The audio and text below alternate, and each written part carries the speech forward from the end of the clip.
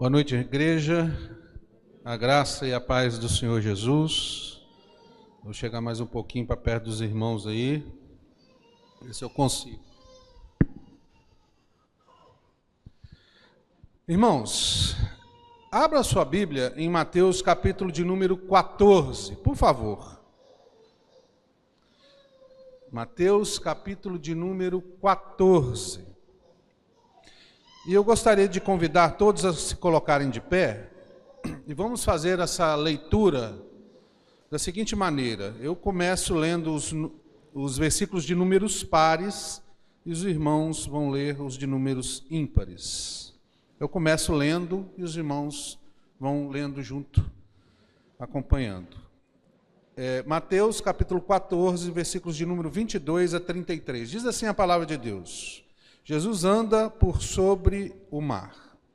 Logo a seguir, compeliu Jesus os discípulos a embarcar e passar adiante dele para o outro lado, enquanto ele despedia as multidões. Subiu ao monte, a fim de orar sozinho, e caiu a tarde, mas estava ele só. Entretanto, o barco já estava longe, a muitos estádios da terra, açoitado pelas ondas, porque o vento era contrário. Na quarta vigília da noite, foi Jesus ter com eles, andando por sobre o mar. E os discípulos, ao verem-no andando sobre as águas, ficaram aterrados e exclamaram: "É um fantasma!" E tomados de medo, gritaram.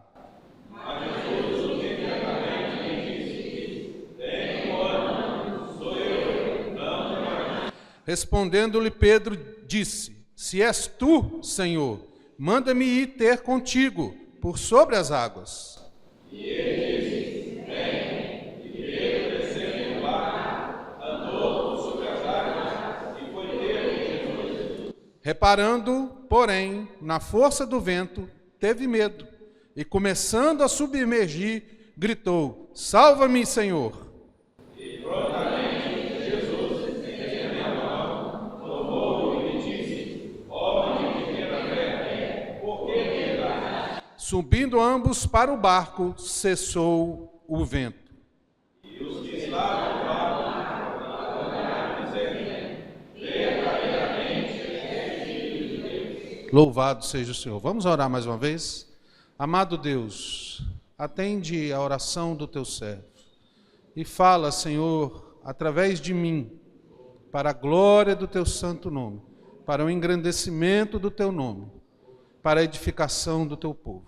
Oramos assim, Senhor, confiados no teu Santo Espírito, em nome de Jesus. Amém. Podeis assentar, queridos. Eu gostaria de falar nessa noite com os irmãos sobre o seguinte tema: quando a fé é aperfeiçoada por Deus. O início do capítulo de número 14, vocês vão ver que nos versículos de número 1 ao 12, ocorre a morte de João Batista por Herodes, a pedido e Jesus, logo depois, nos versículos de número 13 a 21, ele recebe essa notícia, então ele sai de onde ele estava e atravessa o mar da Galileia, ou o mar de Tiberíades, que era um mar que na verdade não é um mar, é uma lagoa muito grande. E quem já viu sabe que parece realmente um mar, de tão grande que é. Ela tem praticamente 12 quilômetros de distância. Jesus estava na região ali de Cafarnaum, então ele sai dali e vai para a região próxima a Betsaida, para um lugar mais deserto. E chegando lá, a multidão foi pelas margens até chegar onde Jesus desceu no barco. Quando Jesus desce no barco, havia uma multidão enorme já esperando Jesus ali. E Jesus então se compadece daquela multidão e começa a fazer vários milagres, curando vários enfermos. Só que o tempo foi passando, e os discípulos se preocuparam com eles e falou assim: "Olha, Senhor, despede eles, porque já está anoitecendo, e eles precisam comer." E Jesus disse assim: "Dá vocês mesmos de comer." Mas, Senhor, mas como nós vamos alimentar eles se só temos 5 pães e 2 peixinhos, 3 peixinhos? Aí Jesus faz a multiplicação dos pães e dos peixes e alimenta mais de 5.000 homens, fora mulheres e crianças. Logo a seguir, Jesus despede os discípulos e vai, que é o texto que nós acabamos de ler. Aconteceu um outro milagre, o milagre no qual Jesus anda por sobre as águas. Então o texto de Mateus relata aqui 2 milagres diferentes de Jesus. Milagres sobre a natureza. A multiplicação dos pães e peixes, e outro, Jesus andando por sobre as águas.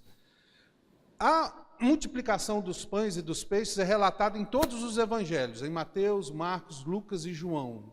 Por que todos os evangelhos relatam isso? Para que o povo de Deus saiba que é Deus quem sustenta as nossas vidas. É Ele quem nos dá o pão de cada dia. Mas o relato de Jesus andando sobre as águas ocorre apenas em Mateus, Marcos e João. Lucas não cita ele.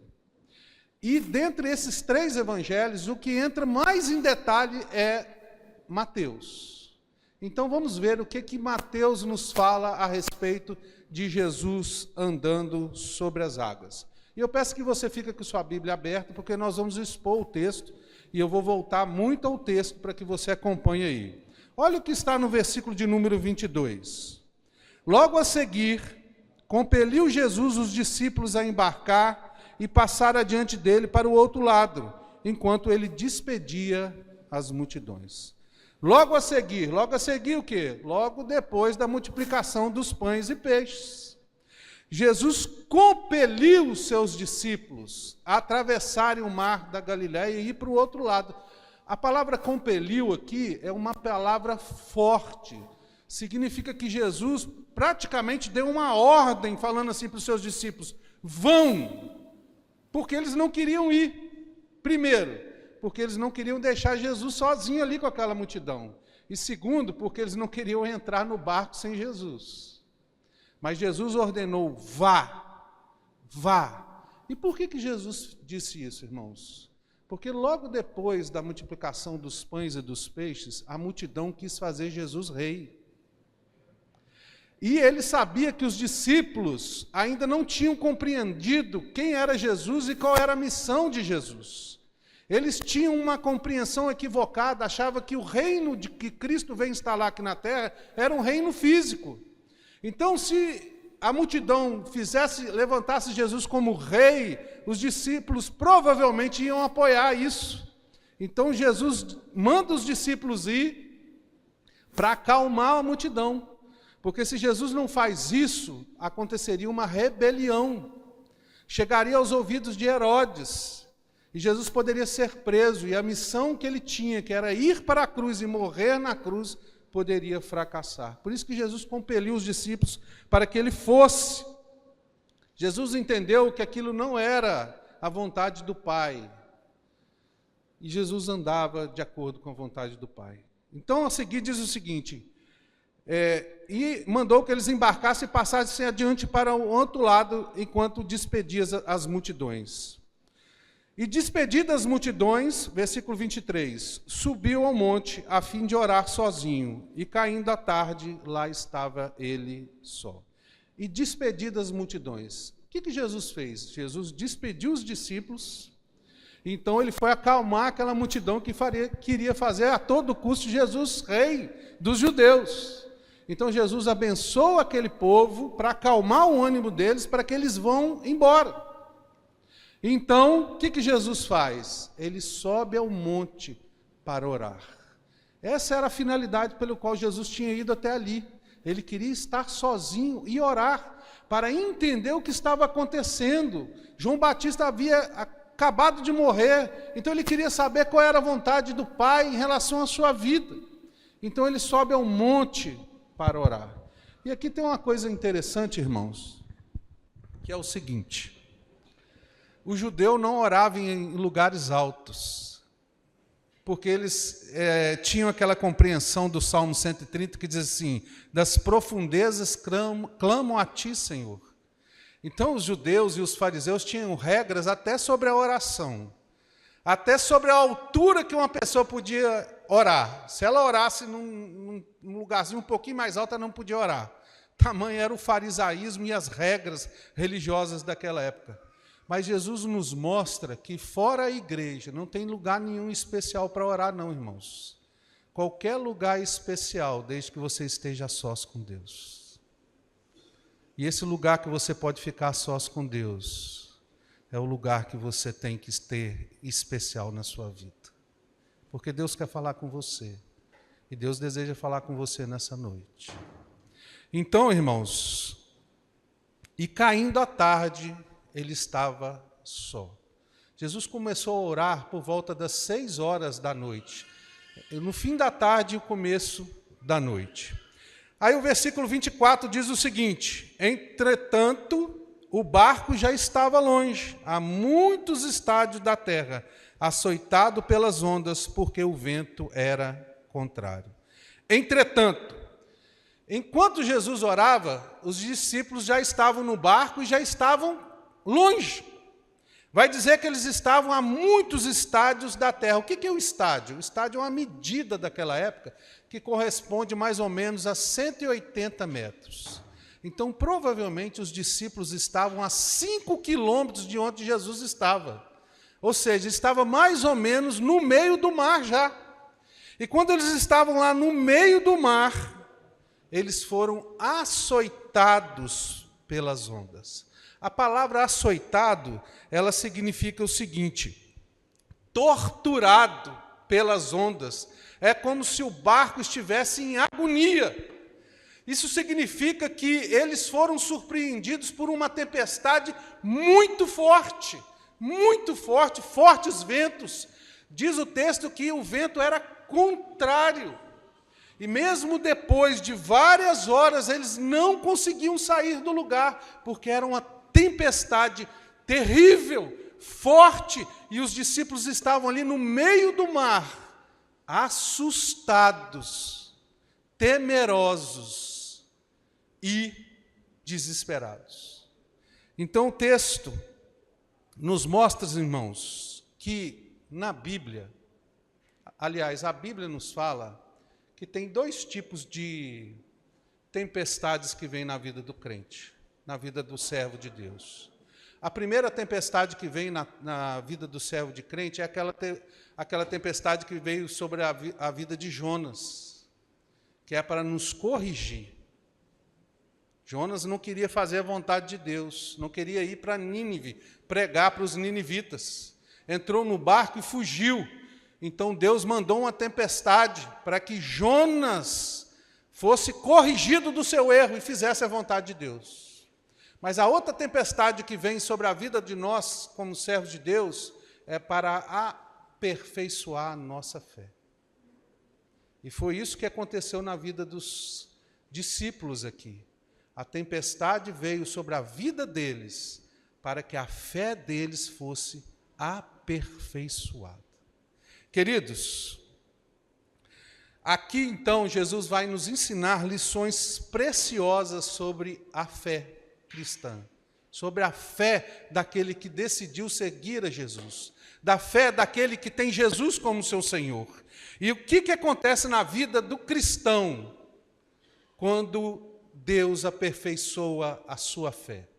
É isso que nós vamos aprender nessa noite. Em primeiro lugar, ele vai ter um conhecimento correto de quem é Jesus.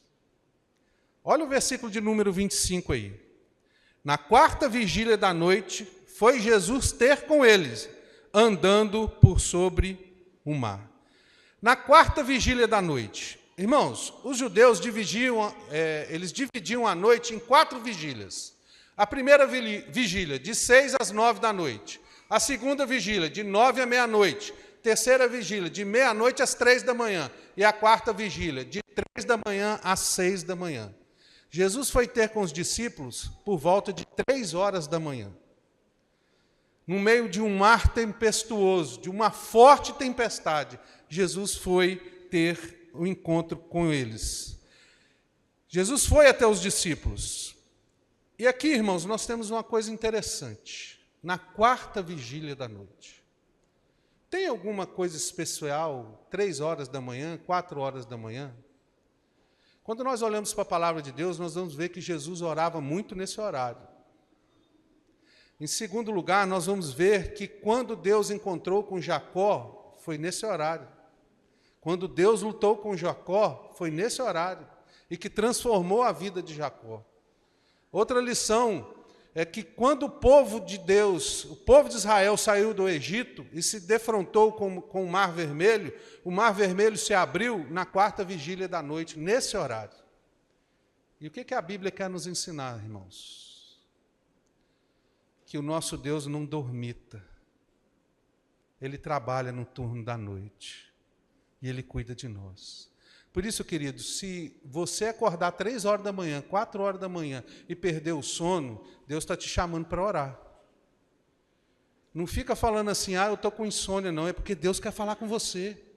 Levanta, vai lá para um cantinho e ora. Senhor, o que o Senhor deseja? Deus quer falar com você. Deus fez grandes mudanças na vida do servo dele a esse horário. E eu creio que muitos do que estão aqui nessa noite, Deus tem acordado nesse horário. Porque Deus deseja falar com você. E Deus vai falar. E Deus vai fazer grandes coisas. Irmãos, e ele veio andando por sobre o mar. E a pergunta é, por que Jesus andou por sobre o mar? A gente tem que fazer essa pergunta. De onde que Deus tirou essa ideia? Andar por sobre o mar. Queridos, essa é a grande pergunta do texto. Jesus fez muitos milagres. Jesus curou o cego de nascença. Jesus curou leprosos. Jesus ressuscitou mortos. Jesus fez vários milagres. Expulsou demônios. Mas aqui no capítulo 14 de Mateus, Jesus vai fazer 2 milagres. A multiplicação dos pães e dos peixes, e a outra andar sobre as águas. São milagres sobre a natureza. E o que isso quer nos ensinar, queridos irmãos? Isso é para mostrar, Jesus fez isso para mostrar para os discípulos que Ele é Deus encarnado. Jesus andou sobre as águas para mostrar para os discípulos e para mostrar para todos que estão aqui que Jesus é Deus, o Verbo que se fez carne. Sabe por quê? Até hoje, nos dias de hoje, irmãos, vocês podem ver milagres de cura. Você pode ver vários milagres. Porque existem doenças, irmãos, que são psicológicas, de fundo emocional, e a pessoa pode ser conduzida e pode ser até curada. Há charlatães, e a Bíblia diz que até o anticristo vai fazer muitos milagres. Mas sobre a natureza, somente Deus tem poder. Para mostrar que Jesus era o Senhor, que Ele era Cristo. Olha o que diz Jó, capítulo 9, versículos 4 a 10. Jó diz o seguinte a respeito de Deus: Ele é sábio de coração e grande em poder. Quem porfiou com Ele teve paz? Ele é quem remove os montes, sem que saibam que Ele na sua ira os transtorna. Quem move a terra para fora do seu lugar, cujas colunas estremecem. Quem fala ao sol, e este não sai, e sela as estrelas. Quem sozinho estende os céus, e anda sobre os altos do mar. Foi por isso que Jesus andou sobre as águas, para que os discípulos pudessem entender que Jesus era o Filho de Deus. Em segundo lugar, porque aquilo que mais os discípulos temiam era o mar. E Jesus veio andando sobre aquilo que eles mais temiam, para nos ensinar que aquilo que você mais teme pode ser o caminho no qual Jesus vai vir até você. O que tem te causado medo? Eu pergunto para você nessa noite, o que tem causado medo na sua vida? Jesus pode vir andando sobre ele para se manifestar na sua vida. É o meio pelo qual você pode ter um encontro com Jesus. Jesus veio andando sobre as águas para dizer para os discípulos: olhem, aquilo que vocês temem está debaixo dos meus pés. Eu tenho total controle. Eu sou Deus Todo-Poderoso. Tudo está debaixo do meu controle. Não temam. Queridos, então o versículo de número 26 vai dizer: e os discípulos, ao verem andando sobre as águas, ficaram aterrados e exclamaram: é um fantasma! E tomados de medo, gritaram. Aqui nós temos que entender o seguinte, que eles estão no meio de uma tempestade. Jesus não estava perto do barco. Então, às vezes, eles não conseguiram enxergar Jesus muito bem. Então, eles achavam que era uma aparição, um vulto, e gritaram: é um fantasma! Naquela época, os judeus, principalmente os marinheiros, eles tinham as crendices sobre demônios, espíritos que andavam sobre as águas. E os discípulos, eles tinham certas crendices que precisavam ser trabalhadas por Jesus. E é isso que Jesus vai fazer na vida deles, trabalhar a respeito da fé deles, que precisava deixar de ser uma fé de crendice para se tornar uma fé sólida e firme. Queridos, no versículo de número 27, Jesus diz: mas Jesus imediatamente lhes disse: tende bom ânimo, sou eu, não temais. Imediatamente, Jesus acalma os seus discípulos, porque eles estavam apavorados. Imagina você, querido, 3h da manhã, no meio do mar, de noite, numa tempestade, de repente você olha para o lado e vê uma pessoa em pé. Eu garanto que você também ia ficar com medo, garanto para você. Você também talvez gritaria: é um fantasma, misericórdia. Talvez até pulasse no meio do mar. Mas Jesus acalma os discípulos: tenham calma. E como que Jesus acalma? Ele diz assim: tende bom ânimo, não se desespere. E ele diz assim: sou eu. Essa palavra parece que é uma coisa simples, mas no grego significa ego é mi, que é a mesma expressão que está lá em Êxodo 3:14, quando Deus apareceu para Moisés e perguntou: qual é o seu nome? Ele disse: eu sou o que sou. Jesus aparece para os discípulos dizendo assim: sou eu, ou eu sou o Deus Todo-Poderoso, o Deus que apareceu para Moisés, o Deus que libertou o povo do Egito, que fez milagres, que alimentou o povo. Eu sou o Deus que vocês conhecem, eu sou Deus entre vós. Jesus acalma eles e diz assim: não tenham medo, primeiro, porque sou eu, Deus convosco, eu vou cuidar de vocês.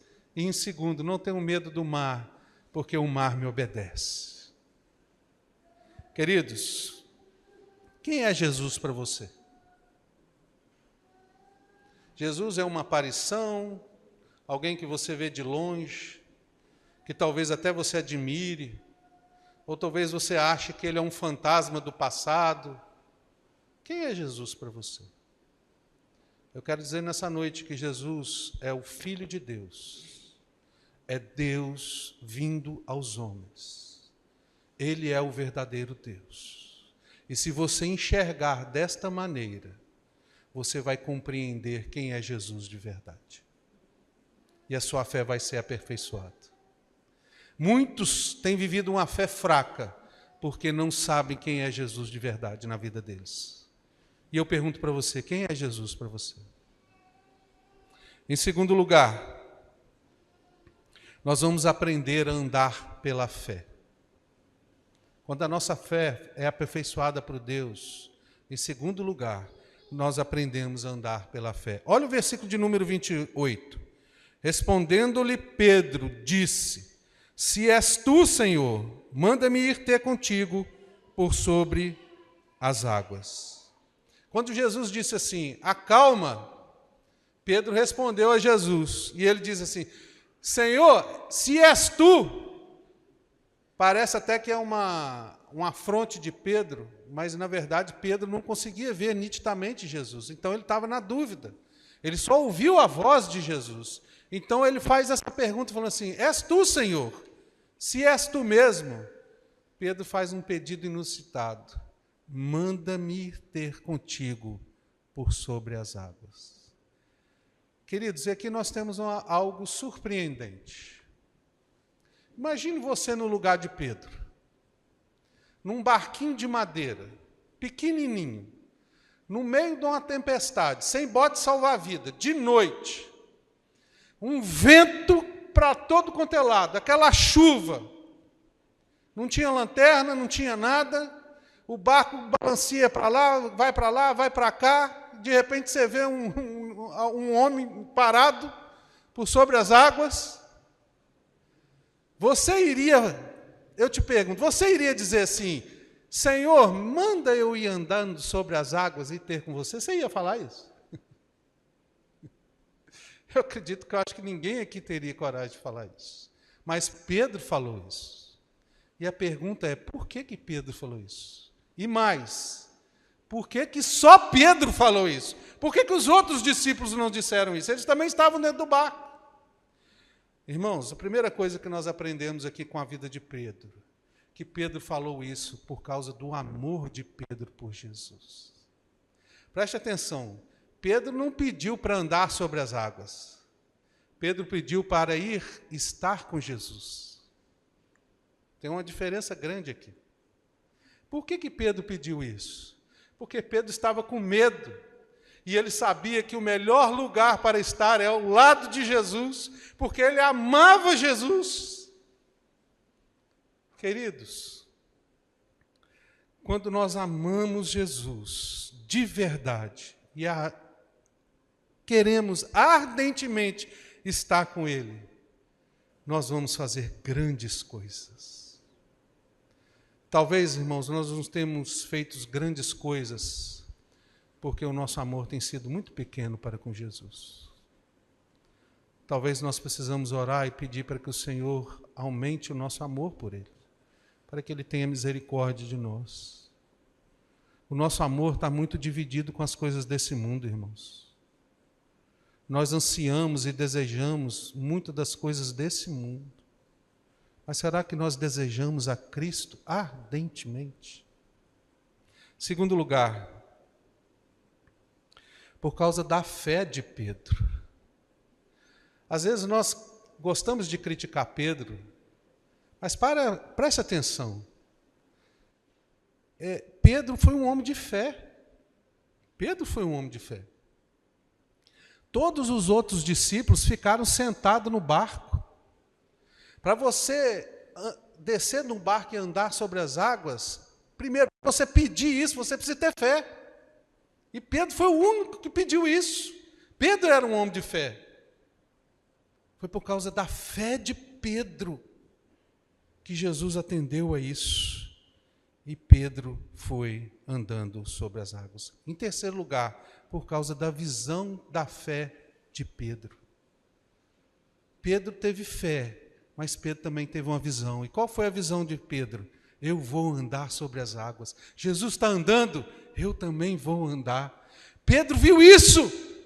E, queridos, o que a palavra de Deus quer nos ensinar sobre isso? Qual é a visão que você tem sobre a sua vida? Você como crente, o que você vê na sua vida daqui a um mês, daqui a um ano, daqui a 20 anos? O que Deus tem colocado no seu coração? Qual é a visão que Deus tem colocado no seu coração? O seu sonho é aposentar e passar o resto da vida de chinelo, de pijama e vendo programa de televisão? Eu garanto que essa não é a visão que Deus tem para a sua vida, não, meu querido. Deus tem algo muito maior para você. Deus quer te dar uma visão nessa noite, meu filho, e minha querida irmã, e meu querido irmão, que é andar sobre as águas. Essa é a visão que Deus deseja colocar no seu coração. E essa é a pergunta que eu faço para você. Qual é a visão que você tem a respeito do reino de Deus? Sobre missões, sobre ofertar, sobre trabalhar no reino de Deus, sobre ganhar almas para Cristo. Qual é a visão que você tem? Eu garanto que no seu trabalho, no seu emprego, você tem visões, você pensa, você labuta, você raciocina para poder criar estratégias e planos para poder que a sua empresa cresça. Mas e sobre o reino de Deus? E eu faço mais uma pergunta. Qual é a visão que você tem a respeito da Igreja da Glória? O que você sonha com a Igreja da Glória? O que você deseja a respeito da Igreja da Glória? Queridos, nós temos que parar de sonhar pequeno.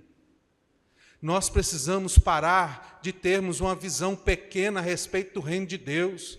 Jesus disse assim, que nós iríamos fazer coisas maiores do que Ele fez. E o que nós temos feito, irmãos? Jesus não chamou para nós ficarmos sentados no barco, mas Ele nos chamou para descer do barco e andarmos sobre as ondas do mar, mesmo que seja em meio às tempestades da vida, porque Ele há de nos sustentar. Queridos, será que nós temos tido uma visão pequena? Que o povo de Deus possa sonhar grandes coisas para o reino de Deus. Sonhe grandes coisas, queridos. Sonhe mesmo. Sonhe o impossível de Deus. Sonhe. Peça a Deus, Senhor, eu quero andar sobre as águas. E Jesus vai dizer, vem. Vem. E você vai ver a mão de Deus sobre sua vida. Então o texto continua no versículo de número 29, e ele disse, vem, e Pedro descendo do barco, andou por sobre as águas e foi ter com Jesus. Aqui nós vamos ver como é que a fé se expressa. Como é que a fé se expressa, queridos? Primeiro, através da oração. Jesus disse assim, e ele disse, vem. Abra sua Bíblia em Marcos, capítulo de número 6:48. Olha o que diz Marcos 6:48, que é o mesmo texto a respeito de Jesus andando sobre as águas. Diz assim, e vendo-os em dificuldade a remar, porque o vento lhes era contrário, por volta da 4ª vigília da noite, veio ter com ele andando sobre o mar, e queria tomar-lhes a dianteira. Presta atenção, Marcos vai dizer que Jesus queria passar o barco. Ele não queria parar ali. Ele queria passar adiante, na frente dos discípulos. Mas o que fez Jesus parar? Foi a oração dos discípulos, salva-nos, Senhor. E Pedro disse, Senhor, deixa eu ir custar. É a oração, irmãos.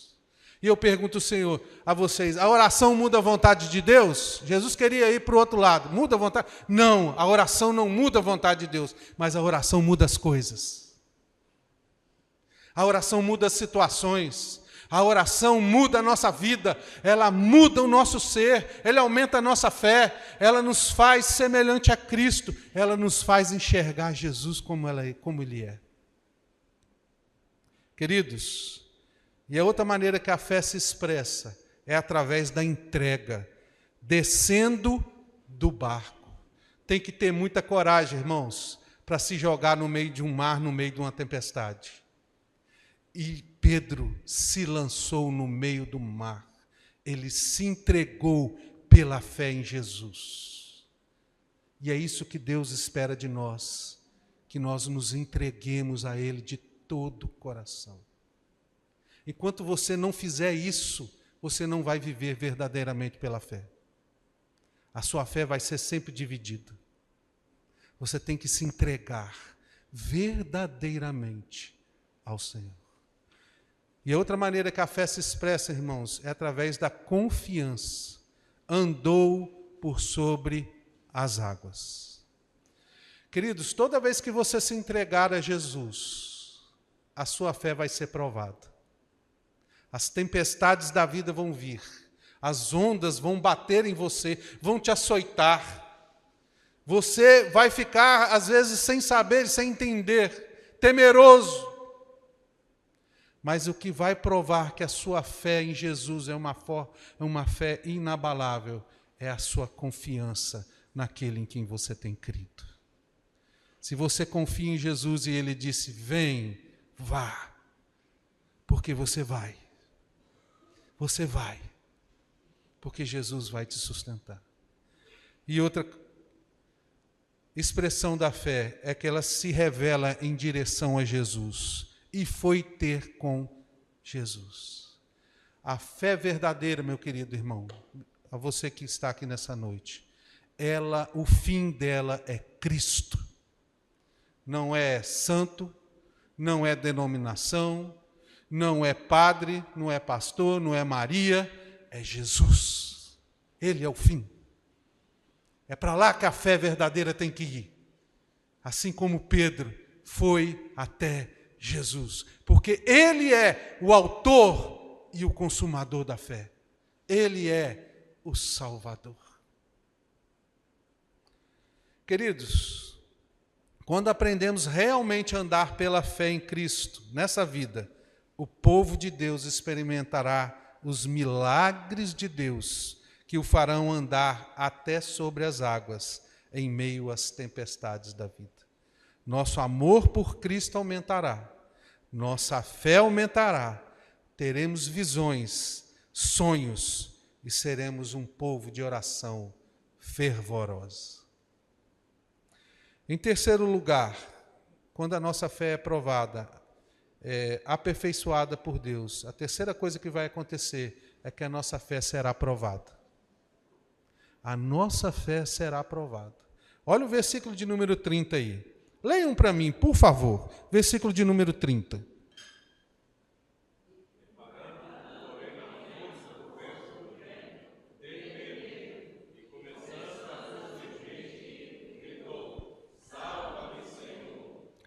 Queridos,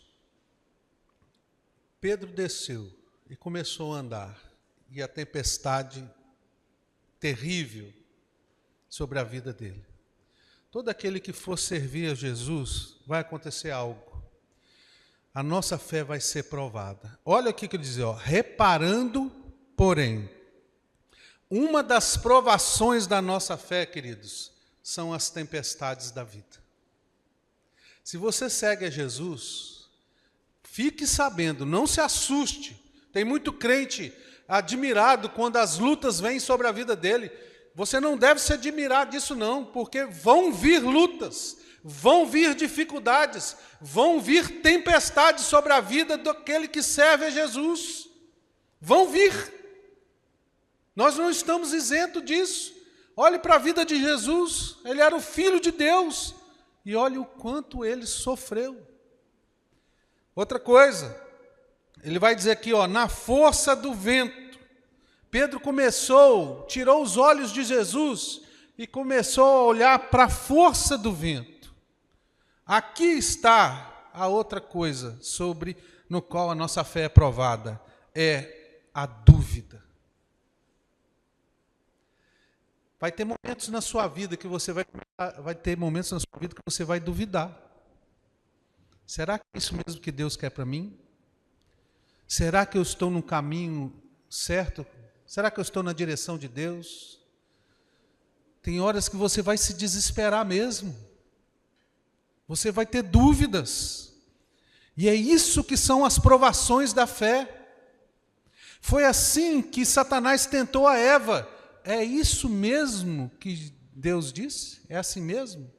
Você vai ter momentos que você vai duvidar se Jesus existiu de verdade, vai duvidar se a palavra de Deus é realmente a palavra de Deus, você vai duvidar se Deus te ama, às vezes Deus vai ficar em silêncio, a dúvida às vezes vai querer te abraçar, mas isso é a sua fé sendo provada, e como você reage a essas dúvidas é que vai revelar qual é a sua fé.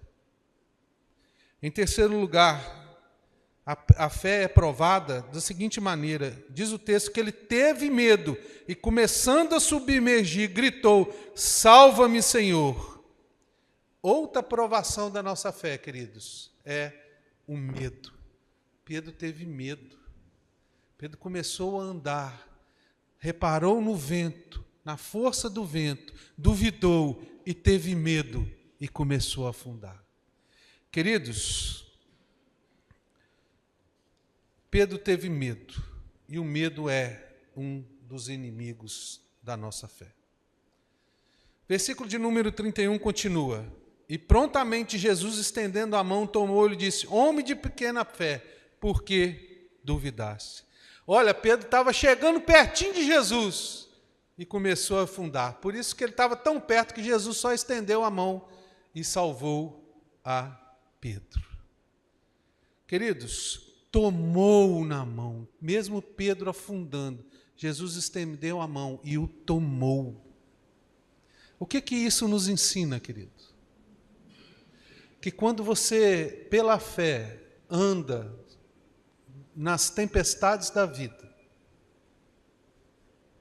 vai ter momentos que você pode até se desesperar. Mas eu quero dizer para você que quando você achar que está afundando, Cristo estende a mão e te salva.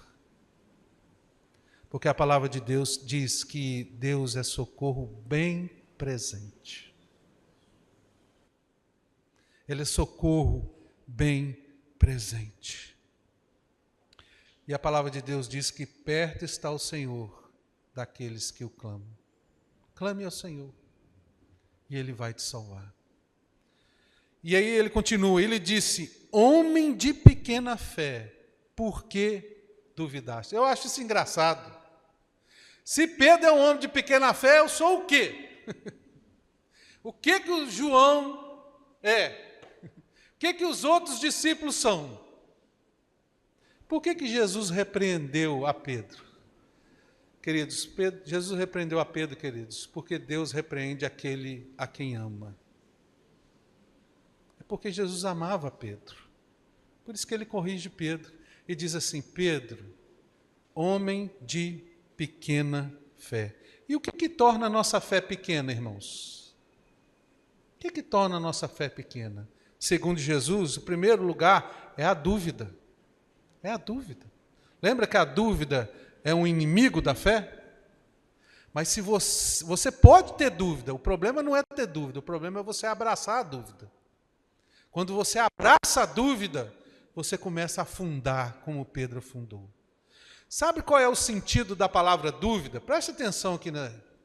A palavra dúvida tem o sentido da seguinte maneira: é como se um homem estivesse andando e de repente tivesse dois caminhos, um certo e outro errado, e ele escolhe o caminho errado. Esse é o sentido da palavra dúvida. Por isso que Jesus não aprova a dúvida na fé, porque Jesus é o caminho. E quando você abandona o caminho, que é Jesus, para andar no caminho errado, pela dúvida, Deus não se agrada de nós. Segundo lugar, o que torna a nossa fé pequena é o nosso medo. Pedro teve medo. Agora eu quero falar para vocês. Pedro era um homem de coragem? O que vocês acham? Ele foi o único que pediu para andar sobre as águas. Foi o único. Pedro era um homem de coragem. E ele andou, ele chegou ao ponto de chegar pertinho de Jesus. Mas de repente ele teve medo. E o que a palavra de Deus nos ensina aqui, irmãos? Que coragem não é ausência de medo. Coragem é mesmo você tendo medo, não se deixar dominar pelo medo. É continuar em frente, mesmo tendo medo. Essa é a diferença do medroso para o corajoso. O medroso tem medo, corajoso também tem medo. Só que o medroso se deixa dominar pelo medo. E o corajoso não se deixa dominar pelo medo. Ele segue em frente. Por isso que o medo é o inimigo da fé. Por isso que torna a nossa fé pequena. Você tem medo? Eu também tenho. Só que eu quero dizer para vocês que o meu Deus é maior. Queridos, então o que faz a nossa fé deixar de ser pequena? É nós tirarmos a dúvida e não nos deixarmos sermos controlados pelo medo. Em quarto lugar, a fé será aperfeiçoada em uma fé verdadeira. Quando Deus aperfeiçoa a nossa fé, irmãos, em último lugar, a nossa fé vai ser aperfeiçoada de verdade. Olha o versículo de número 32. Subindo ambos para o barco, cessou o vento. Queridos, na caminhada da nossa vida cristã, a nossa fé tem que ser aperfeiçoada. Tem que ser aperfeiçoada. E quando isso acontece, irmãos, nós aprendemos a seguinte lição: subindo ambos para o barco. Pedro subiu para o barco junto com Jesus. O que significa isso, queridos? Que mesmo quando nós estivermos passando por lutas, tribulações e andando sobre as tempestades da vida, nós vamos subir no barco junto com Jesus. Seja qual seja a dificuldade que você esteja passando, seja qual seja a luta, seja qual seja a dúvida, eu quero dizer para você que se você crê em Jesus, você está indo para a casa do Pai. Você vai entrar no reino de Deus junto com Jesus. Outra coisa que nós aprendemos aqui: cessou o vento. Essa palavra cessou é uma palavra interessante, irmãos. A palavra cessou no original, ela tem uma conotação que às vezes passa despercebido, mas quando a gente vê é muito interessante. Cessou significa o seguinte, que o vento cansou de lutar.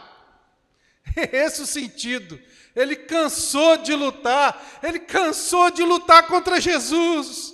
Por isso que ele entregou os pontos. Cessou o vento. E o que nós aprendemos aqui, irmãos? Se Deus é por nós, quem será contra nós? Até mesmo o vento cansou de lutar contra o Senhor. Qual é o seu problema, querido? Por mais que ele tenha batido na sua porta, vai chegar o ponto que ele vai cansar de lutar contra o Senhor. E vai cessar. Queridos, e aí o versículo 33 diz assim: e os que estavam no barco o adoraram, dizendo: verdadeiramente és Filho de Deus. Esse evento de Jesus acalmar a tempestade não é a primeira vez que aconteceu. Em Mateus capítulo 8, relata o caso em que os discípulos estavam no barco e Jesus estava com ele. E Jesus estava dormindo e de repente veio uma tempestade, semelhante à que eles estão enfrentando aqui em Mateus 14. Então os discípulos foram e acordaram Jesus e Jesus manda o vento se aquietar e o vento se aquieta e a tempestade cessa. E quando aconteceu isso, os discípulos disseram lá em Mateus 8, quem é este que até os ventos e o mar lhe obedece? Agora aqui em Mateus capítulo 14, quando o vento cessa, os discípulos não dizem assim, quem é este que até o vento e os mar lhe obedece? Eles dizem o seguinte, este é verdadeiramente o Filho de Deus. A fé dos discípulos foi aperfeiçoada. Foi aperfeiçoada. Eles entenderam quem era Jesus de verdade. Por isso que Jesus fez os milagres sobre a natureza, para que eles pudessem entender que Jesus é Emanuel, Deus conosco. Queridos, a fé aperfeiçoada ou a fé madura é aquela que conhece quem é Jesus de verdade. Quando a sua fé é aperfeiçoada, você vai dizer, como Paulo disse lá em 2 Timóteo, eu sei em quem tenho crido. Eu sei. Você sabe em quem você tem crido? Você sabe quem é Jesus? Você sabe em quem você tem crido? E eu queria concluir nessa noite dizendo o seguinte, todo aquele que seguir a Jesus poderá ser surpreendido pelas tempestades da vida. Não se engane, querido. Não se engane. Isso pode acontecer. E talvez esteja acontecendo na sua vida nesta noite. E eu quero dizer para você que, quando as tempestades da vida vêm, é para que nós tenhamos um conhecimento correto de quem é Jesus em nossas vidas. E eu pergunto para você, Ele é o Senhor da sua vida? Jesus tem sido o Senhor da sua vida? Segundo lugar, As tempestades vêm para que nós possamos aprender a andar pela fé e na total dependência de Deus. A palavra de Deus diz: o justo viverá pela fé. Foi através desse meio que o crente deve viver, pela fé. Você pode estar passando por dificuldades que você possa não entender. Pode não entender. Que você pode ficar assim, mas Senhor, por quê?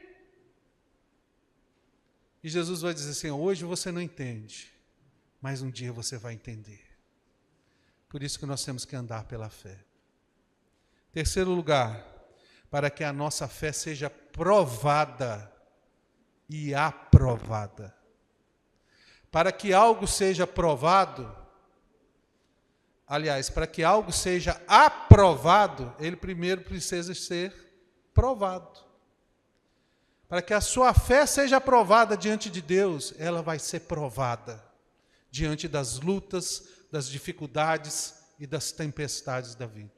E eu pergunto para você, como é que você tem reagido diante das tempestades da vida? Você tem deixado de vir à igreja?